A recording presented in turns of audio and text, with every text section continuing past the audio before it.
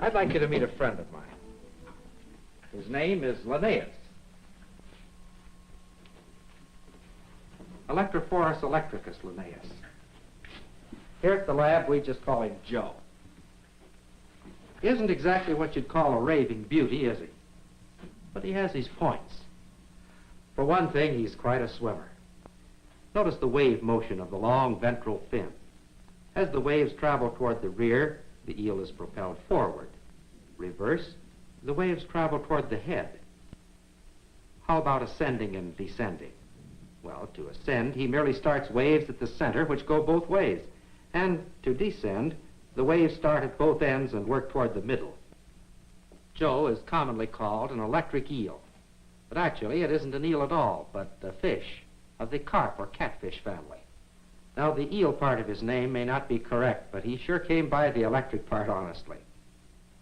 There are stories of cattle, horses, even human beings being killed by the electric shock of eels just like this. In fact, along the Amazon River, ranchers have lost so many cattle that they have what they call electric eel drives. They herd the eels into shallow water and then they kill them with their machetes. Oh yes, they have insulated handles on the machetes. Now, of course, electrical impulses can't be seen. But if we put an electrode at each end of the tank, we can hear the electrical discharge on a loudspeaker. Now, those gentle pulses are part of the eel's radar system. In some mysterious way, he uses them to locate his food. Now, so far as we know, all adult electric eels are blind. They have heavy cataracts on their eyes. Now, eels feed on small fish, and if it weren't for this radar system, they'd starve to death. Now, when an eel locates a fish or when he is disturbed, he puts out what we call the double whammy. This is a terrific shock that stuns anything in the water nearby. The only way you can describe Joe's table manners is to say that they're downright shocking.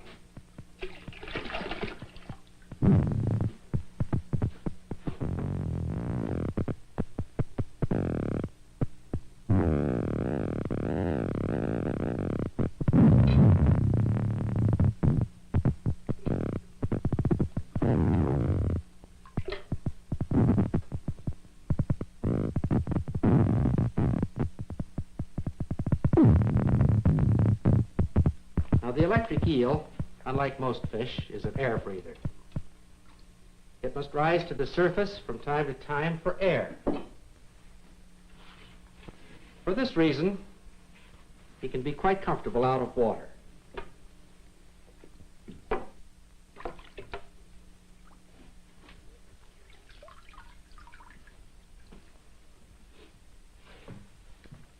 Now, the vital organs of the electric eel are all in the front 10 inches of his body. The rest is pure power plant. And believe it or not, he can generate more than 500 volts. Here we have a bank of 36 neon lamps. We'll connect these to our eel electrodes. Now, of course, the eel is designed to operate in water. His electrical system doesn't function too well in air, but even under these conditions, he should give us enough power to light the lights.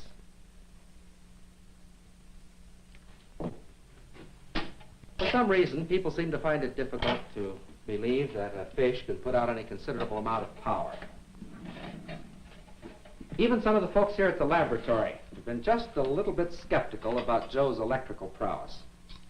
And for that reason, we've asked a few of them if they wouldn't help us in an experiment. Will you have the group come in now, please? All right, Dave, you'd stand right over here, please. The rest of you just line up there. You're right over here, Mr. Humphrey, that's fine. Now, Dave, if you'll take this, please, and hold it in your right hand. Louis, you hold this one. That's fine. Now, everybody join hands. That's right. Now, you're connected in series. Now, there are 5 of you. That means that each of you will receive just 1/5 of the total voltage of the eel. Now, relax. We'll give you the low voltage tap first. You ready? Did you feel that? Wasn't bad, was it?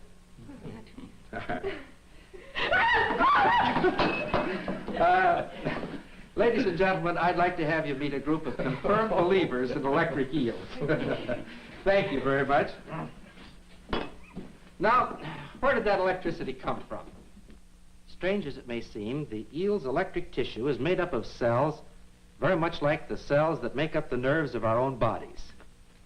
These cells are called electroplaques. Here is a crude model of one of these cells. Actually, the electroplaque is a tiny battery, 1/25 of an inch thick. Now, in a flashlight, there are 3 cells. Each cell generates 1.5 volts. 3 of them in series produce the 4.5 volts necessary for the lamp. The eel's battery produces 1/10 of a volt. 10 of them in series will produce 1 volt. Well, at this rate, it would take 5,000 of these to produce the 500 volts of the eel. Well, he's got them and then some. An eel like Joe here probably has 250,000 electric cells. Connect them in series, 5,000 of them, and you have the 500 volts. The rest of them are connected in parallel to build up the current capacity. Now, each one of these tiny batteries has an electronic switch controlled by a signal sent along the nerve fiber connected to it. When an eel wants to shock something, it throws hundreds of thousands of switches all at once just by thinking about it. But what to me is even more amazing is that when Joe's battery is run down, he can recharge them, all of them, in just 1,000th of a second. That's quite a power plant, isn't it? The eel's electrical system is composed of 3 main parts. The first is called the large electric organ. This is the source of the eel's main voltage. Now, the function of this organ, called the organ of Hunter, is still somewhat of a mystery, although scientists believe that in some way it works with the large organ in producing the double whammy. This organ, called the bundle of socks, is to me the most wonderful. It has been definitely identified as the source of those mysterious radar pulses. In other words, this is the power plant for the eel's radar transmitter. Now, of course, a radar system must have a receiver also. Do you notice those pits located in rows along the front part of the eel? The other night I was in New York City talking with Dr. Christopher Coates, director of the New York Zoological Society. Dr. Coates is the world's foremost authority on electric eels. He performed an experiment recently that seems to indicate that those pits are a definite part of the eel's radar receiving system. Now, if Joe is willing to cooperate, we can perform a similar experiment here. The problem is to render Joe's radar system temporarily inoperative. Now, if we paint these pits with an insulating liquid, and if these pits have anything to do with the radar apparatus, Joe will find it very difficult to locate a fish. Oh, he won't go hungry. This is a liquid that will wash off very rapidly.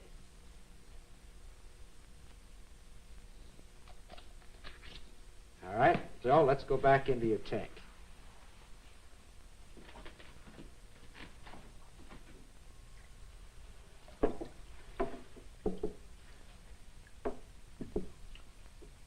That's right. Come on out now, like a good fellow.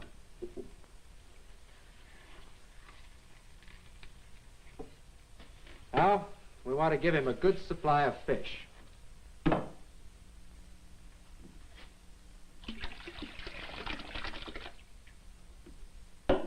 All right, Joe is surrounded by his favorite delicacy, baby trout. But for the next few moments at least, those fish are just as safe as if there weren't an electric eel within 1,000 miles. You see, Joe's radar's on the blink. Oh, his transmitter's working all right.